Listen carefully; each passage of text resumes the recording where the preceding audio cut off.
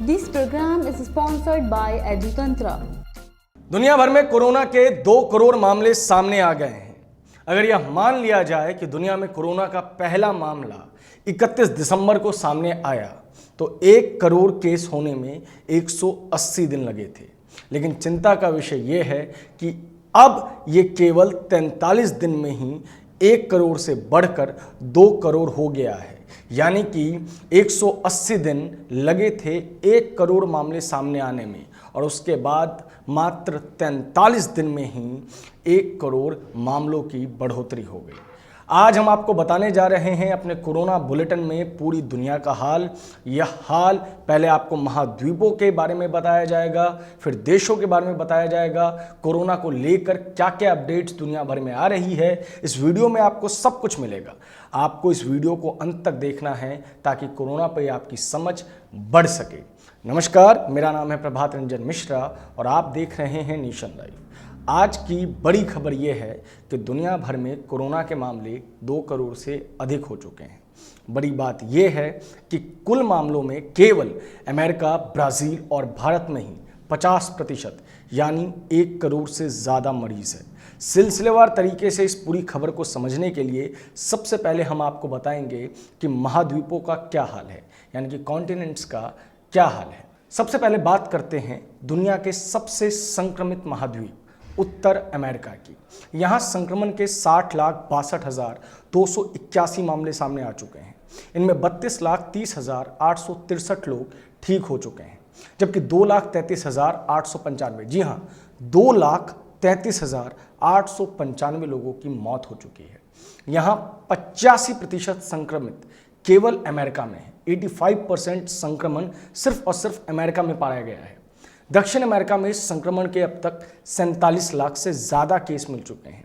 इनमें 20,94,293 लोग ठीक हो चुके हैं। वहीं 1,58,387 लोगों की मौत हो चुकी है। यहाँ सबसे ज़्यादा संक्रमित ब्राज़ील है, जहाँ 30,13,000 से ज़्यादा मरीज़ हैं। अब बात करते हैं अपने कॉन्टिनेंट की, यानी कि एशिया की। एशिया में 49,57,753 मरीज़ हैं। इनमें से 43% मामले केवल भारत में हैं। यहाँ संक्रमण के 21 लाख से ज़्यादा मामले सामने आ चुके हैं। वहीं एशिया में अब तक 1 लाख से ज़्यादा लोगों की मौत भी हो चुकी है। भारत के बाद सबसे ज़्यादा 3,24,000 मामले ईरान में हैं। यूरोप में संक्रमण के 30 लाख से ज़्यादा मामले सामने आ चुके हैं। इनमें 18,16,547 लोग ठीक हो चुके हैं। वहीं 2,05,948 मौतें हो चुकी हैं। यहाँ मार्च से मई के बीच स्पेन, इटली और फ्रांस में मामले काफ़ी तेज़ी से बढ़े थे। फिलहाल यहाँ सबसे संक्रमित देश रूस है, जहाँ 8,82,000 से ज़्यादा मरीज़ हैं। अफ्रीका की बात की जाए तो अफ्रीका में संक्रमण का आंकड़ा 10 लाख के पार हो गया है। यहाँ 4 लाख लोग ठीक भी हो चुके हैं, जबकि 23,000 लोगों की मौत हो चुकी है। यहाँ सबसे संक्रमित देश साउथ अफ्रीका है। इस देश में लगभग 5.53 लाख लोग संक्रमित हैं। यूनाइटेड नेशंस की एक रिपोर्ट के मुताबिक महामारी अफ्रीका के विकास के लिए एक बड़ा खतरा है। यह काफ़ी लोगों को गरीबी में धकेल सकता है। अब बात करते हैं देशों के हिसाब से, तो देश में सबसे पहले बात हम करेंगे अर्जेंटीना की। अर्जेंटीना में 70% संक्रमित ठीक हो गए हैं। ब्रिटेन में ऐसा पहली बार 2 महीनों में हुआ है कि 24 घंटे के भीतर 1,000 से ज़्यादा संक्रमित मिले हैं। दुनिया भर में हम आपको पहले ही बता चुके हैं कि 2 करोड़ से ज़्यादा केस आ चुके हैं। एग्जैक्ट नंबर्स की बात की जाए तो दुनिया में कोरोना वायरस संक्रमण के अब तक 2,21,321 मामले सामने आ चुके हैं। इनमें से 1,28,96,895 मरीज़ ठीक हो चुके हैं, जो कि अच्छी खबर है। लेकिन बुरी खबर यह है कि दुनिया भर में 7,33,918 लोगों की मौत हो चुकी है। यह आंकड़े हम आपको वर्ल्ड्स ऑफ मीटर इन्फो/कोरोना वायरस के मुताबिक बता रहे हैं। अर्जेंटीना में 70% संक्रमित महामारी को हराने में सफल हुए हैं। देश के स्वास्थ्य मंत्रालय ने रविवार को बताया कि देश में कुल 2,41,811 लोगों की रिपोर्ट कोरोना पॉजिटिव आई थी। इनमें से 1,70,109 लोग ठीक हुए हैं। अब तक यहाँ 4,556 लोगों की मौत भी हो चुकी है। ब्रिटेन में जून के बाद ऐसा पहली बार हुआ है कि बीते 24 घंटे में 1000 से ज़्यादा संक्रमित मिले हैं। रविवार को जारी आंकड़ों के मुताबिक एक दिन पहले देश में 758 मामले सामने आए थे। बढ़ते मामलों को देखते हुए सरकार ने देश के कई हिस्सों में नई पाबंदियां लगा दी है। सरकार ने जुलाई में इंग्लैंड, स्कॉटलैंड और नॉर्दर्न आयरलैंड में होटल, पब और रेस्टोरेंट खोलने की इजाज़त दे दी थी। अभी इनके ऊपर विचार किया जा रहा है कि क्या इनको दोबारा बंद किया जाए। बात करनी है अब ब्राज़ील की। ब्राज़ील के राष्ट्रपति जायर बोल्सोनारो ने देश में मौतों का आंकड़ा 1 लाख पार होने के बाद लॉकडाउन नियमों की आलोचना की है। उन्होंने अपने ट्विटर हैंडल से डेली मेल का एक आर्टिकल शेयर किया। इसमें लिखा था कि 23 मार्च से 1 मई के बीच 16,000 लोगों की मौत लॉकडाउन की वजह से अस्पताल नहीं पहुंचने के चलते हुई है। जी हां, 16,000 लोगों की मौत सिर्फ इसलिए हो गई क्योंकि वो लॉकडाउन के कारण अस्पताल नहीं पहुंच पाए, ऐसा कहना है वहां के राष्ट्रपति का। उन्होंने देश के सबसे बड़े टीवी चैनल पर लोगों में डर फैलाने का आरोप लगाया है। अब बात करते हैं ऑस्ट्रेलिया की। ऑस्ट्रेलिया के विक्टोरिया राज्य में बीते 24 घंटे में 17 मौतें हुई हैं और 322 नए मामले सामने आए हैं। यह देश के इस राज्य में एक दिन में हुई सबसे ज़्यादा मौतें हैं। राज्य के स्वास्थ्य विभाग ने इसकी जानकारी दी। विक्टोरिया ऑस्ट्रेलिया में महामारी से सबसे ज़्यादा प्रभावित राज्य है। इसकी राजधानी मेलबर्न में फिलहाल लॉकडाउन की चौथी स्टेज चल रही है। यहाँ 13 सितंबर तक ज़्यादातर दुकानें बंद करा दी गई है। अब तक देश में 314 मौतें हो चुकी हैं। जापान की अगर बात की जाए तो जापान में रविवार को कोरोना के 1492 मामले सामने आए हैं। इसके साथ ही देश में संक्रमितों की संख्या बढ़कर 48,702 हो गई है। देश के स्वास्थ्य मंत्रालय ने इसकी जानकारी दी। संक्रमण के नए मामले में 331 राजधानी टोक्यो के सामने आए हैं। बीते 24 घंटे में 7 मौतों के साथ यहां मौतों का आंकड़ा अब 1060 हो गया है। हालांकि प्रधानमंत्री शिंजो आबे ने कहा कि वे देश में दोबारा इमरजेंसी नहीं लगाएंगे। दुनिया की सबसे बड़ी खबर यानी कि कोरोना को लेकर सबसे बड़ी खबर कोरोना के गढ़ वुहान से आ रही है। यहाँ पे एक चौंकाने वाला खुलासा हुआ है। कोरोना से रिकवर होने वाले 100 से 90 मरीजों के फेफड़ों में खराबी दिखाई दी है, जो दुनिया के लिए एक डराने वाली चीज़ है। सिलसिलेवार तरीके से इसको समझिए। कोरोना वायरस के गढ़ वुहान से चौंकाने वाली बात यह सामने आई है कि 100 से 90 लोगों के फेफड़ों में खराबी देखी जा रही है। सरकारी चीनी मीडिया ग्लोबल टाइम्स के मुताबिक वुहान के एक बड़े अस्पताल में कोरोना से उबरने वाले मरीजों के एक समूह की जांच की गई। जांच में 90 मरीजों के फेफड़े में खराबी होने की बात सामने आई। इसका मतलब यह है कि उनके फेफड़े में ऑक्सीजन का फ्लो अब स्वस्थ लोगों की तरह नहीं हो पा रहा। वहां 5% मरीजों में दोबारा संक्रमण मिलने पर उन्हें क्वारंटाइन किया गया है। वुहान में रिकवर होने वाले मरीजों की स्थिति जानने के लिए लगातार चेकअप किए जा रहे हैं। जुलाई में इस अभियान का पहला चरण पूरा हुआ है। इसी क्रम में वुहान यूनिवर्सिटी के झोंगनन अस्पताल में आईसीयू यूनिट के डायरेक्टर पेंग जियोंग ने अपनी टीम के साथ ऐसे मरीजों की जांच की है। जांच में चौंकाने वाली बात यह सामने आई थी कि इनके फेफड़ों में खराबी पाई गई है। 1 साल चलने वाले इस कार्यक्रम के पहले चरण का समापन जुलाई में हुआ। अध्ययन में शामिल मरीजों की औसत उम्र 59 साल थी। अब आपको बताएं कि पेंग और उनकी टीम ने रिकवर हुए मरीजों के फेफड़ों की हालत समझने के लिए उनसे 6 मिनट तक चलने को कहा। इस दौरान सामने आया कि वे 6 मिनट में केवल 400 मीटर की दूरी तय कर पा रहे हैं, जबकि एक स्वस्थ इंसान इतने ही समय में 500 मीटर की दूरी चल सकता है। आपको बता दें कि Beijing university of Chinese medicine के डोंग झेमिन अस्पताल के डॉक्टर लियांग टेंग शियाओ का कहना है कि अस्पताल से छुट्टी होने के बाद अगले 3 महीने में कुछ मरीजों को ऑक्सीजन मशीन की जरूरत पड़ती है। लियांग और उनकी टीम 65 साल से अधिक उम्र के मरीजों के बारे में जानकारी जुटा रही है। अब तक जो नतीजे सामने आए हैं उनके मुताबिक 100 में से 10 मरीजों में अब तक एंटीबॉडीज नहीं बनी है। ग्लोबल टाइम्स की रिपोर्ट के मुताबिक कोरोना से रिकवर होने वाले मरीज डिप्रेशन से भी जूझ रहे हैं। ऐसे अधिकतर मरीजों का कहना है कि फैमिली मेंबर्स उनके साथ एक मेज पर बैठकर खाना नहीं खाना चाहते। रिकवर हुए आधे से ज़्यादा मरीज अब तक काम पर नहीं लौट पाए हैं। दुनिया भर में एक बड़ी खबर यह भी सामने आई है कि दुनिया की पहली कोरोना वैक्सीन का रजिस्ट्रेशन 12 अगस्त को होगा। WHO ने इस पर अपनी प्रतिक्रिया दी है। उन्होंने कहा है कि बिना फाइनल ट्रायल के ऐसा करना खतरनाक साबित हो सकता है। रूस की पुतिन सरकार का दावा है कि उसने दुनिया की पहली कोरोना वैक्सीन तैयार कर ली है और इसका फाइनल रजिस्ट्रेशन अगले हफ्ते हो जाएगा। रशिया की मीडिया रिपोर्ट्स के मुताबिक डिप्टी हेल्थ मिनिस्टर ओलेग ग्रिडनेव ने शुक्रवार को कहा, कोविड-19 की वैक्सीन का रजिस्ट्रेशन 12 अगस्त को होगा। इस वैक्सीन का नाम गैम कोविड वैक लियो रखा गया है। रूस के रक्षा मंत्रालय और Gamaleya national centre for research of epidemiology और माइक्रोबायोलॉजी ने इसे तैयार किया है। रूस ने दावा किया है कि उसने कोरोना की जो वैक्सीन तैयार की है वह क्लिनिकल ट्रायल में 100% तक सफल रही है। ट्रायल की रिपोर्ट के मुताबिक जिन वॉलंटियर्स को वैक्सीन दी गई उनमें वायरस के खिलाफ इम्यूनिटी विकसित हुई है। डिप्टी हेल्थ मिनिस्टर ओलेग ने एक कैंसर सेंटर के उद्घाटन पर कहा कि वैक्सीन के तीसरे चरण का ट्रायल चल रहा है। हमें यह सुनिश्चित करने की ज़रूरत है कि वैक्सीन सुरक्षित साबित हो, इसलिए यह सबसे पहले बुजुर्गों और मेडिकल प्रोफेशनल्स को दी जाएगी। रशिया के रक्षा मंत्रालय के मुताबिक वैक्सीन ट्रायल के परिणाम सामने आए हैं, उनमें बेहतर इम्यूनिटी विकसित होने के प्रमाण भी मिले हैं। दावा किया है कि किसी वॉलंटियर में नेगेटिव साइड इफेक्ट नहीं देखने को मिला है।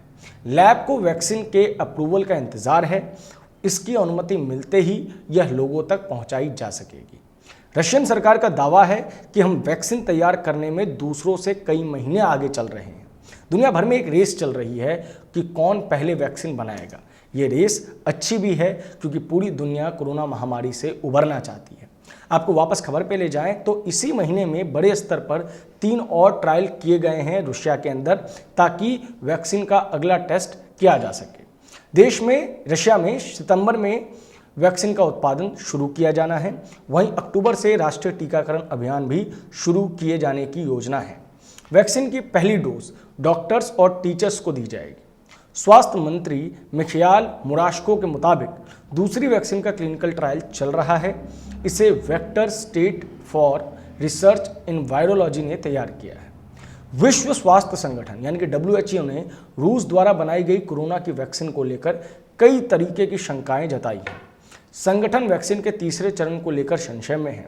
संगठन के प्रवक्ता क्रिस्टियन लिंडमेयर ने प्रेस ब्रीफिंग के दौरान कहा कि अगर किसी वैक्सीन का तीसरा चरण का ट्रायल किए बगैर ही उसके उत्पादन के लिए लाइसेंस जारी कर दिया जाता है तो इसे खतरनाक मानना ही पड़ेगा। WHO ने कहा कि रूस ने वैक्सीन बनाने के लिए तय दिशा निर्देशों का पालन नहीं किया है। ऐसे में इस वैक्सीन की सफलता पर भरोसा करना मुश्किल है। वैक्सीन उत्पादन के लिए कई गाइडलाइंस बनाई गई है। जो टीमें भी ये काम कर रही हैं उन्हें इसका पालन करना ही होगा। हाल ही में रूस ने वैक्सीन पर सभी क्लिनिकल ट्रायल खत्म होने का ऐलान किया था। विश्व स्वास्थ्य संगठन ने अपनी वेबसाइट पर क्लिनिकल ट्रायल से गुजर रही 25 वैक्सीन सूचीबद्ध की है, जबकि 139 वैक्सीन अभी प्री क्लिनिकल स्टेज में है। रूस के स्वास्थ्य मंत्री मिखाइल मुराशको ने अक्टूबर में मास वैक्सीनेशन के लिए उपलब्ध होने की बात कही थी, साथ ही अन्य देशों की मदद को भी भरोसा दिया था। अब आपको बताते हैं कि ये वैक्सीन आखिर है क्या और ये इतनी जल्दी बन कैसे गई। तो आपको हम पहले ही बता चुके हैं कि इस वैक्सीन का नाम गैम कोविड वैक लियो LYO और इसे मॉस्को स्थित रूसी स्वास्थ्य मंत्रालय से जुड़ी एक संस्था गेमेलिये रिसर्च इंस्टीट्यूट ने बनाया है। रूसी इंस्टीट्यूट ने जून में दावा किया था कि वैक्सीन तैयार कर ली है। फेज 1 ट्रायल शुरू कर दिए गए हैं। यह भी खबर आ गई कि रूस की दिग्गज हस्तियों को यह वैक्सीन लगाई जा रही है। रूसी वैक्सीन में ह्यूमन एडेनोवायरस फैक्टर का इस्तेमाल किया गया है। उन्हें कमज़ोर किया गया है ताकि वह शरीर में विकसित ना हो सके और शरीर को सुरक्षित रख सके। इन ह्यूमन एडेनोवायरस को AD5 और AD26 का नाम दिया गया है और दोनों का ही इसमें कॉम्बिनेशन है। दोनों को कोरोना वायरस जीन से इंजीनियर किया गया है। इस समय दुनिया भर में विकसित किए जा रही ज़्यादातर वैक्सीन एक वेक्टर पर निर्भर है, जबकि यह 2 वेक्टर पर निर्भर है। मरीजों को दूसरा बूस्टर शॉट भी लगाना होगा। रूसी वैज्ञानिकों का दावा है कि उन्होंने अन्य बीमारियों से लड़ने के लिए बनाए गए वैक्सीन को ही मॉडिफाई किया है, इससे यह जल्दी बन गया। वैसे अन्य देशों और अन्य कंपनियों ने भी इसी अप्रोच को अपनाया है। मॉडर्ना ने मर्स नामक एक संबंधित वायरस के वैक्सीन में ही थोड़ा बदलाव किया है। इससे डेवलपमेंट प्रक्रिया तेज हो गई, लेकिन US और यूरोपीय रेगुलेटर इस वैक्सीन की सेफ्टी और इफेक्टिवनेस पर बारीकी से नजर रखे हुए हैं। रूस की ओर से किस तरह के दावे किए जा रहे हैं ये भी हम आपको बता देते हैं। रूस की डिप्टी प्राइम मिनिस्टर तात्याना ने कहा कि यह वैक्सीन अगस्त में रजिस्टर हो जाएगी। सितंबर से इसका मास प्रोडक्शन भी शुरू हो जाएगा। इससे पहले 15 जुलाई को रूसी वैज्ञानिकों ने कहा था कि यह वैक्सीन एडिनो वायरस बेस्ड है। इसके शुरुआती चरण के ट्रायल्स हो चुके हैं। अब तक के नतीजे सफल रहे हैं। जुलाई के आखिरी हफ्ते में रूसी स्वास्थ्य मंत्री ने कहा कि गेमेलियो ने वैक्सीन के क्लिनिकल ट्रायल्स खत्म कर लिए हैं, रजिस्ट्रेशन के लिए पेपर वर्क कर रहे हैं। CNN की एक रिपोर्ट में रूसी अधिकारियों के हवाले से दावा किया गया कि भारत, ब्राजील, सऊदी अरब समेत 20 से ज्यादा देशों ने इस वैक्सीन में रुचि दिखाई है। अधिकारियों ने CNN से यह भी कहा कि 12 अगस्त डेडलाइन है, रेगुलेटर पब्लिक यूज के लिए मंजूरी दे देगा, उसके बाद स्वास्थ्य कर्मचारियों पर इसका इस्तेमाल होगा। रूसी स्वास्थ्य मंत्री ने शनिवार को कहा कि अक्टूबर में मास वैक्सीनेशन कैंपेन शुरू किया जाएगा। डॉक्टरों और टीचरों से इसकी शुरुआत की जाएगी। अब जो ये रूसी वैक्सीन बनी है, इससे बाकी दुनिया को दिक्कत क्या है? ब्रिटेन समेत यूरोपीय देशों व अमेरिका के कुछ एक्सपर्ट्स को रूस के फास्ट ट्रैक अप्रोच से दिक्कत है। वे इसकी सेफ्टी और इफेक्टिवनेस पर सवाल उठा रहे हैं। संक्रामक रोगों के अमेरिकी विशेषज्ञ डॉक्टर एंथोनी फॉसी ने आशंका जताई कि रूस और चीन के वैक्सीन इफेक्टिव और सेफ नहीं है, इसकी व्यापक जांच होनी चाहिए। अमेरिकी एक्सपर्ट ने यह भी कहा कि यूएस इस साल के अंत तक वैक्सीन बना लेगा और उसे किसी अन्य देश पर निर्भर नहीं होना पड़ेगा। वैसे रूस ने वैक्सीन टेस्टिंग को लेकर कोई साइंटिफिक डेटा पेश नहीं किया है ताकि वैक्सीन की इफेक्टिवनेस और सेफ्टी का पता लगाया जा सके। आलोचकों का कहना है कि वैज्ञानिकों पर यानी कि रूसी रक्षा मंत्रालय का दबाव है। वह रूस को ग्लोबल साइंटिफिक फोर्स के तौर पर पेश करना चाहते हैं। अब जब इतनी आलोचनाएं हो रही है तो रूस क्या कह रहा है? रूसी डेवलपर्स का प्लान था कि 3 अगस्त तक फेज 2 पूरा हो जाएगा। फेज 3 टेस्टिंग और मेडिकल वर्कर्स का वैक्सीनेशन साथ साथ चलेगा। रूसी सैनिकों को ह्यूमन ट्रायल्स के लिए वॉलंटियर बनाया गया है। प्रोजेक्ट डायरेक्टर एलेक्जेंडर गिन्सबर्ग ने कहा कि उन्होंने खुद पर भी वैक्सीन को आजमाया है। रूसी अधिकारियों का यह भी दावा है कि वैक्सीन बनाने के लिए फास्ट ट्रैक प्रक्रिया की इजाजत ली गई है। वैश्विक महामारी के जल्द से जल्द हल के लिए ऐसा किया गया है। रूसी अधिकारियों का यह भी कहना है कि शुरुआती हफ्तों में ह्यूमन ट्रायल्स के डेटा को पीयर रिव्यू और पब्लिकेशन के लिए उपलब्ध कराया जाएगा। रूस की यह वैक्सीन पूरी दुनिया के लिए होप है, इस बात को मानने से कोई भी व्यक्ति इनकार नहीं कर सकता। अगर रूस का यह वैक्सीन सफल होता है तो फिर यह पूरी दुनिया को कोरोना महामारी से मुक्त करने में एक की कदम यानी कि एक मजबूत कदम के रूप में साबित अपने आप को करने के लिए सक्षम होगा। भारत में अगर कोरोना के मरीजों की बात की जाए तो भारत में कोरोना के मरीजों का आंकड़ा रविवार को 22 लाख के पार कर गया। अब तक 22,15,405 लोगों की रिपोर्ट पॉजिटिव आ चुकी है। रविवार को 62,117 नए मरीज बढ़े। ये आंकड़े हम आपको कोविड-19 इंडिया के मुताबिक बता रहे हैं। हमने वैश्विक आंकड़े आपको बताए थे वर्ल्ड्स ओ मीटर ऑफ कोविड-19 वेबसाइट के हिसाब से, और ये आंकड़े आपको बताए जा रहे हैं कोविड-19 इंडिया के मुताबिक। दुनिया में 2 करोड़ से ज़्यादा मरीज हो गए हैं। 50 लाख मरीज पिछले सिर्फ और सिर्फ 20 दिन में बढ़े हैं। इनमें से 9.72 लाख यानी कि दुनिया भर का 19.44% मरीज सिर्फ और सिर्फ भारत से बढ़े हैं, जो कि एक चिंता का विषय है। हालांकि दुनिया के कुल मरीजों में से भारत में अभी सिर्फ और सिर्फ 11% मरीज ही हैं। अगर पिछले एक हफ्ते की बात की जाए तो दुनिया के 63% मरीज भारत, अमेरिका और ब्राज़ील से मिले हैं। भारत से दुनिया को 24.82% मरीज मिले हैं, अमेरिका से 20.64% और ब्राज़ील से 17.64% मरीज मिले हैं। यानी कि दुनिया के 1/4 मरीज अब सिर्फ भारत में मिलने लगे हैं। इन 3 देशों को छोड़कर बाकी दुनिया में सिर्फ 37% मरीज मिले हैं। राहत की बात यह है कि दुनिया में 14 दिन से नए मरीजों का औसत नहीं बढ़ा है। WHO का मानना है कि ब्राज़ील और अमेरिका में नए मरीजों की संख्या स्थिर हो चुकी है, जबकि भारत के मामले लगातार बढ़ रहे हैं। केंद्रीय स्वास्थ्य मंत्रालय ने सोमवार को अपने आंकड़े जारी किए। इसके मुताबिक रविवार को 62,064 केस सामने आए और 1,007 लोगों की मौत हो गई। इस तरह देश में अब तक 22,15,075 मामले सामने आ चुके हैं। इनमें से 6,34,945 केसेस अभी एक्टिव हैं और 15,35,744 मरीज स्वस्थ हो चुके हैं। वहीं देश में अब तक 44,386 लोगों की जान इस बीमारी के कारण जा चुकी है। ICMR यानी कि Indian council of medical research ने बताया कि रविवार को 4,77,023 टेस्ट किए गए। इसके साथ ही देश में अब तक 2,45,83,558 सैंपलों की जांच की जा चुकी है। तमिलनाडु में सोमवार से जिम खोल दिए गए हैं। Asian powerlifting championship gold medallist Aarti Arun ने कहा कि इस फैसले से खिलाड़ियों को फायदा मिलेगा। दिसंबर में इंडोनेशिया में एशियन चैंपियनशिप है। लॉकडाउन की वजह से ये बहुत बड़ी चुनौती है कि स्पोर्ट्स वापस से खोले जाएं। हालांकि आईपीएल भी यूएई यानी कि संयुक्त अरब अमीरात में शुरू किया जाना है। देश भर में कोरोना के मामले लगातार बढ़ रहे हैं। दिल्ली में भी मामले स्थिर होते दिख रहे थे, लेकिन अगर पिछले कुछ दिनों का ट्रेंड देखा जाए तो दिल्ली के अंदर भी मामले बढ़ रहे हैं। लेकिन दिल्ली के स्वास्थ्य मंत्री सत्येंद्र जैन ने कहा है कि दिल्ली के मामले स्थिर हैं। दिल्ली के बाहर से लोग जांच कराने के लिए दिल्ली में आ रहे हैं, इसलिए दिल्ली के आंकड़े भी लगातार बढ़ रहे हैं। महाराष्ट्र की स्थिति अभी भी सबसे ज़्यादा खराब है। अब बड़ी बात यह है कि कोरोना के संक्रमण को लेके जो गाइडलाइन सरकार द्वारा निर्धारित की गई है उसका पालन कई जगहों पे नहीं हो रहा है। पुलिस को चालान काटना पड़ रहा है। जैसी बात हमने आपको कल बताई थी, आज फिर रिपीट करेंगे कि अगर आपको मास्क पहनने के लिए भी टोका जा रहा है तो एक राज्य के नागरिक के रूप पे ये आपकी असफलता है। आप राज्य द्वारा निर्धारित किए गए सभी गाइडलाइंस का पालन करें। आज का कोरोना बुलेटिन हमारा यहीं पे समाप्त होता है। हमने आपको पूरे विश्व की कोरोना की अपडेट्स दी। आपको ये वीडियो कैसी लगी कमेंट बॉक्स में ज़रूर बताएं।